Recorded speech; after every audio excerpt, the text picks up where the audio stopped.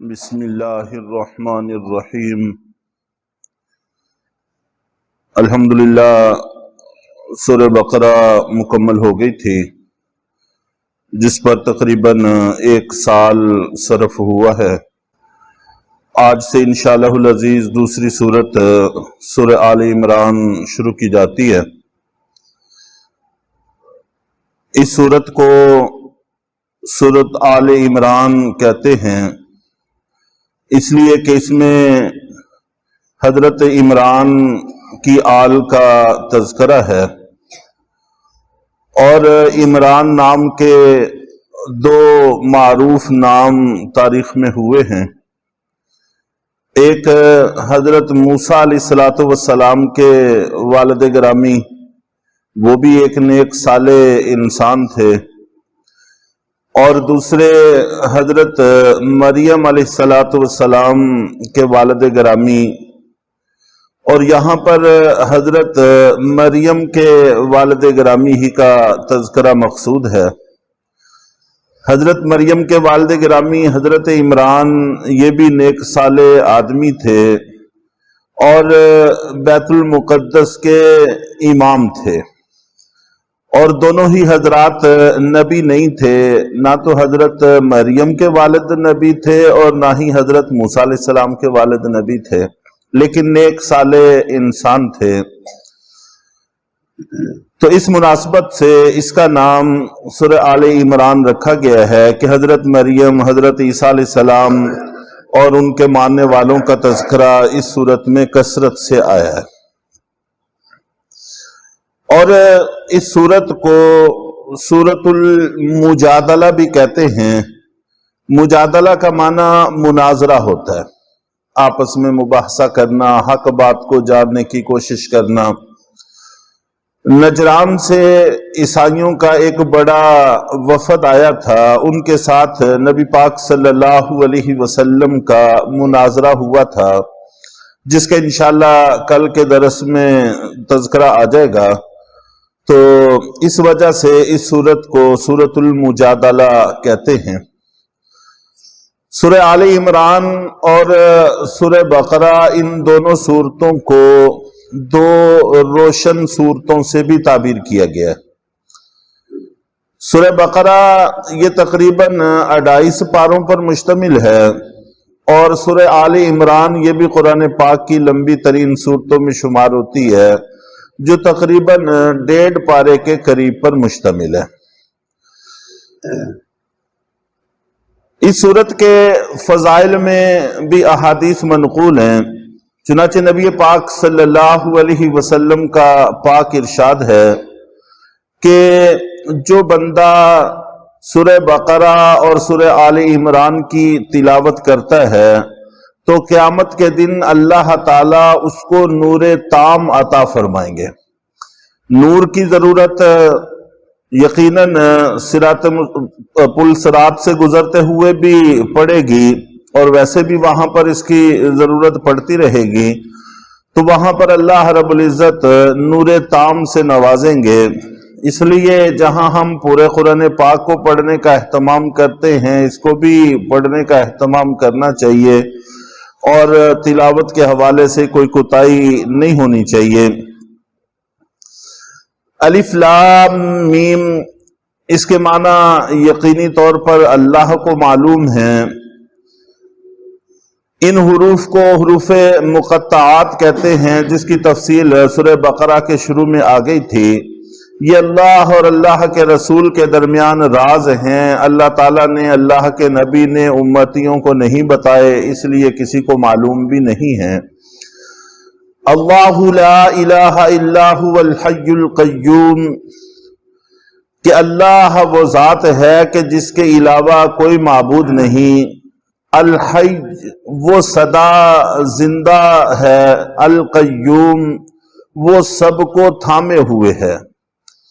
سدا سے اللہ کی ذات موجود ہے، سدا رہے گی، اور ہر چیز کو تھامے ہوئے اللہ کی ذات ہے۔ ایک لمحے کے لیے بھی اللہ رب العزت اگر دنیا اور جہان کو اس کے حال پر چھوڑ دیں تو سب درم برم ہو جائے۔ سب کچھ کو تھامنے والی ذات اللہ کی ہے۔ اس آیت کے حوالہ سے بھی احادیث کے اندر منقول ہے کہ سورہ بقرہ کی آیت الکرسی اور اسی طرح اللہ لا الہ الا هو الحی القیوم، ان دونوں آیتوں کے درمیان اللہ تعالیٰ کا نام جس کو اسم اعظم کہتے ہیں وہ موجود ہے۔ اور ایک روایت میں جو ابو داود میں بھی ہے اور ابن ماجہ میں بھی ہے، اس میں آیت جو ابھی نماز میں بھی تلاوت کی گئی وَإِلَٰهُكُمْ إِلَٰهٌ وَاحِدٌ لَا إِلَٰهَ إِلَّا هُوَ الرَّحْمَٰنُ الرَّحِيمُ، سورہ بقرہ کی یہ آیت کا تذکرہ ہے، اور سورہ آل عمران کی اسی اللہ لا الہ الا هو الحی القیوم کا تذکرہ ہے کہ ان دو آیتوں کے درمیان اللہ تعالیٰ کا اسم اعظم منقول ہے، موجود ہے۔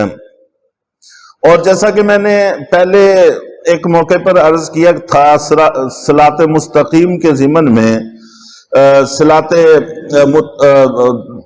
درمیانی نماز کے صلاۃ وسطیٰ کے حوالے سے کہ اللہ رب العزت نے کچھ چیزوں کو چھپایا ہے، جیسے لیلۃ القدر کو چھپایا ہے، اسی طرح صلاۃ وسطیٰ کو چھپایا ہے، اسی طرح اسم اعظم کو بھی چھپایا ہے۔ تو احادیث کے اندر جہاں تذکرہ آتا ہے اتنا حصے کو اگر پڑھنے کا اہتمام کیا جائے تو مسلسل پڑھنے سے اللہ رب العزت بہت بڑی تاثیر سے نواز دیتے ہیں، مالا مال فرما دیتے ہیں۔ نزل علیک الکتاب بالحق مصدقا لما بین یدیہ، اللہ تعالیٰ نے آپ پر یہ کتاب اتاری ہے جو حق پر مشتمل ہے، مصدقا لما بین یدیہ، جو اپنے سے پہلی کتابوں کی تصدیق کرنے والی ہے۔ اپنے سے پہلی کتاب تورات، انجیل وغیرہ جن کا تذکرہ آگے آ بھی رہا ہے، ان کی تصدیق کا مطلب یہ ہے کہ ان کے اندر قرآن پاک کی حقانیت کا ذکر تھا، اللہ کے نبی صلی اللہ علیہ وسلم کی حقانیت کا ذکر تھا۔ جب قرآن پاک آ گیا تو گویا کہ تورات اور انجیل کی وہ پیشین گوئیاں حق ثابت ہو گئیں۔ تو یہ قرآن پاک کا آنا تورات و انجیل کی تصدیق ہے۔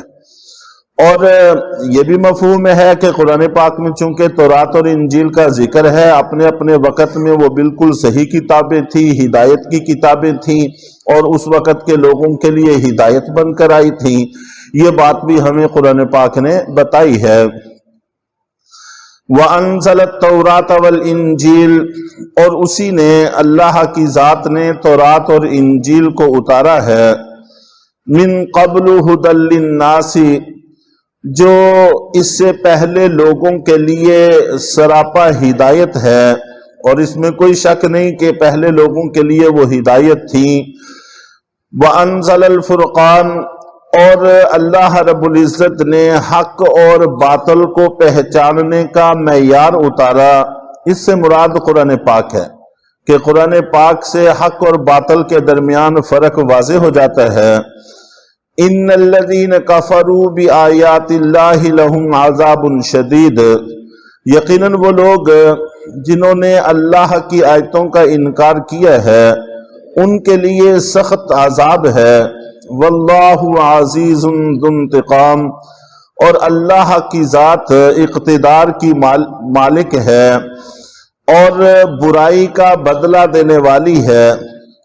ان اللہ لا یخفی علیہ شیء فی الارض ولا فی السماء، اور اللہ وہ ذات ہے کہ جس پر کوئی چیز نہیں چھپ سکتی، نہ زمین میں اور نہ آسمانوں میں۔ کوئی چیز بھی اللہ سے مخفی نہیں ہے، سب کچھ اللہ کے علم میں ہے، نوٹس میں ہے۔ تو اللہ تعالی ہم سب کو قرآن پاک کی قدر کی بھی توفیق عطا فرمائے، اور اس سے لگاؤ اور انسیت سے بھی مالا مال فرمائے۔